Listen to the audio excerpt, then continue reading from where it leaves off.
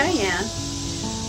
I'm a Master Watershed Steward in York County, Pennsylvania, and very interested in preserving and helping our county deal with stormwater and habitat loss. One of the reasons we cared is we first moved in to York County about 11 years ago, but we looked at our yard, and one of the first things I noticed before we closed on the house was sediment running down the side of our house and onto the sidewalk.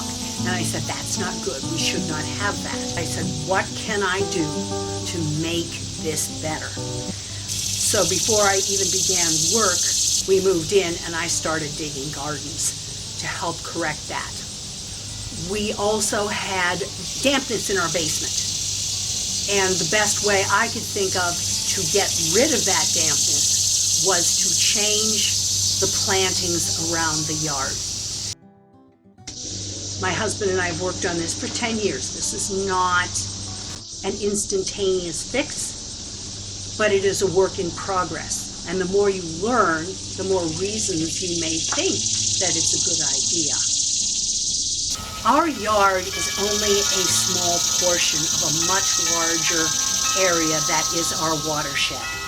So we put in all the trees and things that we did in order to capture the water, not only from our yard, but from our neighbors' yards. And part of all my certifications are to convince people that they too can take their yards and turn them into something that will help clean the water as it goes into our stormwater systems, as it goes into our creeks, as it ultimately goes into the Susquehanna River and ends up in the bay. So there are lots of ways that you can make changes.